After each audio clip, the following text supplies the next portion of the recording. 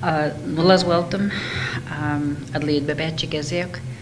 Abjil nitedom de bida hadam, wajias adeltum is tune ladwe wagon. A blossom was not missing the way open. Glamagan appen nitten the wagon.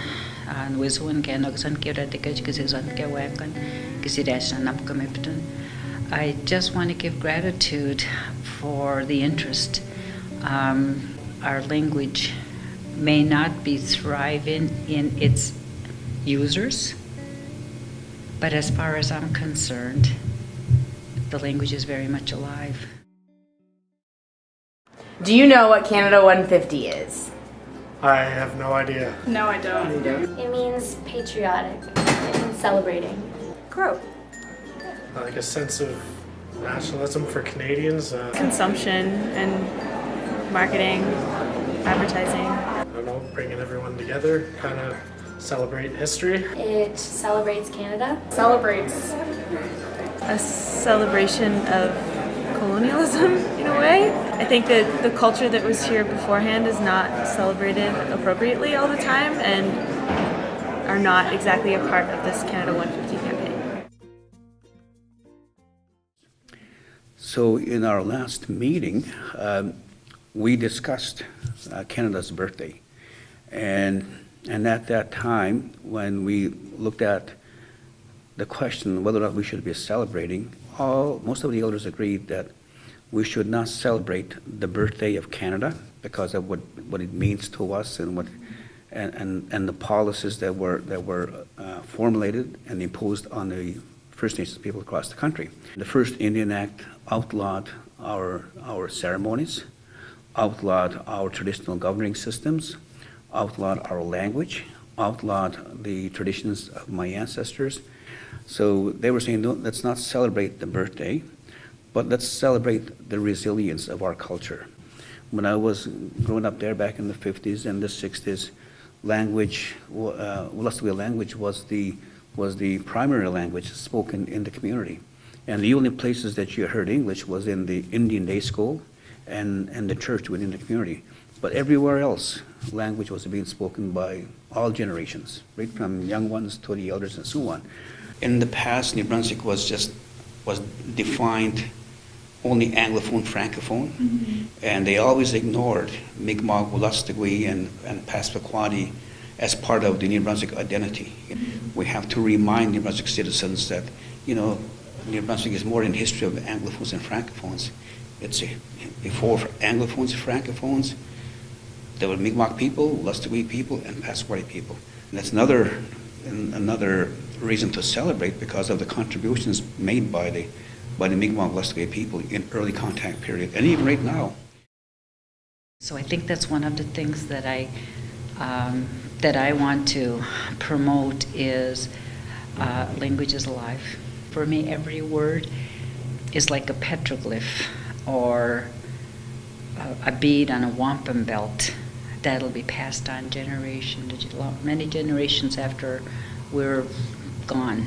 David and I did a project called Before the Dam, and I think it has everything to do with what Canada's going through right now.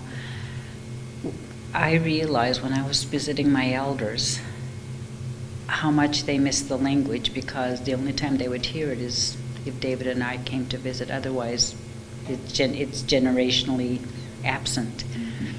So every time I ask the question like, well, how did you heal before the hospitals came? What did you do if somebody needed surgery? What medicines did you use? How did you deal with mental health issues? And every time I ask any of my elders, they would always say, well, before the dam was built, we used to have a sacred site. Before the dam was built, we used to pick this particular medicine that was actually good for cancer, but the dam covered it up. And they went on and on and on, and then it just clicked before the dam. This is a story that needs to be saved. But what's beautiful about that, and this is why I'm so proud to celebrate my culture, and that it survived, is those stories let me know what good relationship really is. We don't know enough about the founding peoples. which are the First Nations people. We need to wake up to that. We need to know more about those things. Canada is what it is today because of the First Nations people. We have learned more from First Nations people than we realize. It's in our history. We haven't done well with including them. I hope that everyone feels that this is an opportunity for us to try and be as inclusive as possible. So let's encourage one another to celebrate, to come forward, and to be part of this nationwide celebrative event. Do you think Canada 150 is inclusive? I think that they're trying to be, maybe, but I think there's always room for improvement. Yes, because it supports the well-being of Canadians. Because it's supposed to include all Canadians. They could do a better job with including the Indigenous populations. Maybe to give the opportunity to more people. They included a more diverse amount of people. Went out on a limb maybe to reach more people. Well, I've heard some stuff about kind of like the Aboriginal like issues there, so I feel like that's something that they could kind of touch more on.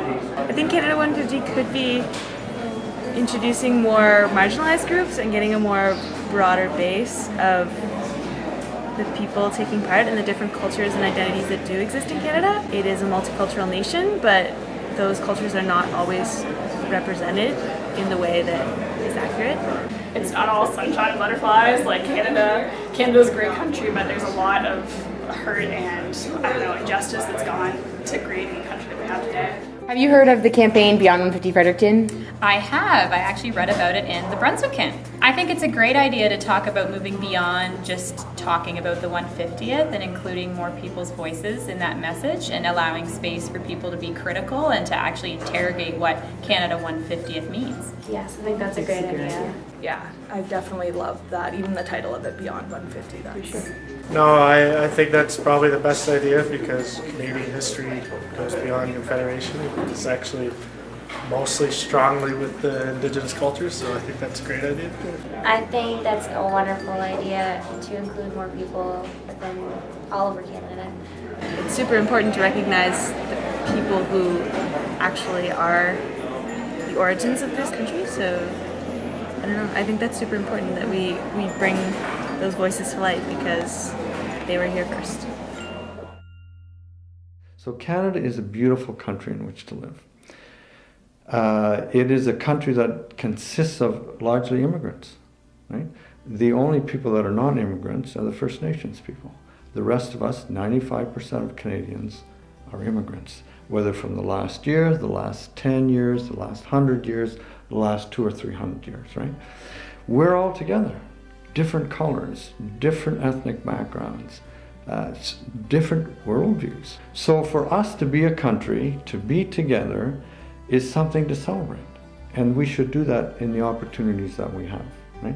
And so this is an opportunity. We still have to rebuild our cultural foundation. We have to repair it because it was damaged by those policies of assimilation by the federal government and of course by the provincial government as well, using the education system to assimilate our young ones into mainstream society. Because of this resilience, we need to celebrate that now this year. We have to remind Canadians that this policy was destructive, but it did not truly destroy our cultural foundation. They're not going away, and good. They shouldn't. They are part of Canada. They make Canada rich. And Canada must, the rest of Canada must include them. It's not a debate. We've been able to resist assimilation, and what we have to do now is to repair that cultural foundation.